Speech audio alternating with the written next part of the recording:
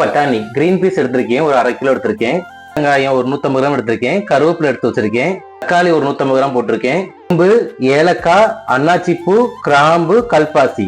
அரைக்கிறதுக்கு தேங்காய், மிளகு, கறி மசாலா தூள், சீரகத்தூள், சோம்புத்தூள், மிளகாத்தூள், உப்பு, கூட குழம்பு மிளகாத்தூள் மட்டும் ஆட் பண்ணிக்கோங்க. வாங்க ரெசிபிக்குள்ள போலாம். தேங்காய் எண்ணெய் ஒரு 3ல இருந்து 4 ஸ்பூன் அளவுக்கு யூஸ் பண்ணிக்கலாம். எண்ணெய் காஞ்சதுக்கு அப்புறம் பட்டை கிராம்பு மசாலா, அது கூடயே வெங்காயம் நல்லா மிக்ஸ் பண்ணி விட்டுக்கோங்க. இது கூடயே தக்காளி,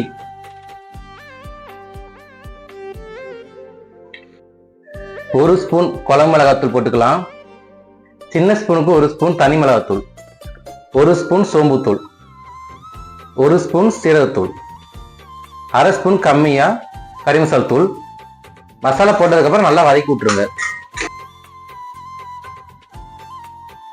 இப்ப மசாலா காயறதுக்கு கொஞ்சமா தண்ணி ஊத்தி நல்லா மசாலா வேகட்டும்.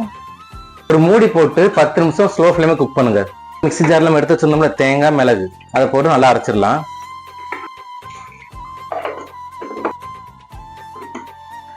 இப்ப திறந்து பார்த்துடலாம். சரி, நல்லா மசாலாலாம் எண்ணெய் பிரிஞ்சு வந்திருக்கு. இது கூடயே நம்ம அரைச்சு வச்சிருந்தோம்ல தேங்காய், அதையும் ஆட் பண்ணிடலாம். இப்ப குழம்பு தேவையான தண்ணி ஊத்திடலாம்.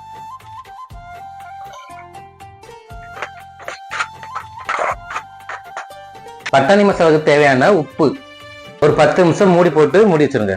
இப்ப மூடி திறந்து பார்த்துடலாம். உங்களுக்கே தெரியும் நல்லா குழம்பு எண்ணெய் பிரிஞ்சு வந்திருக்கு. இப்ப நம்ம பட்டாணி போட்டுக்கலாம். கருவேப்பிலை, மறுபடியும் மூடி போட்டு ஒரு 10 நிமிஷம் ஸ்லோ ஃப்ளேம் குக் பண்ணிக்கோ. இப்ப 10 நிமிஷம் ஆயிடுச்சு. குழம்பு திறந்து பார்ப்போம். கம்மன்னு பட்டாணி குருமா ரெடி ஆயிடுச்சு. இதை இடியாப்பம், ஆப்பம், நம்ம ஒயிட் ரைஸ் எது கூட சாப்பிடலாம். செம்மையா இருக்கும். நீங்களும் ட்ரை பண்ணி பாருங்க. நாளைக்கு வேற ஒரு வீடியோல சந்திப்போம். தேங்க்யூ.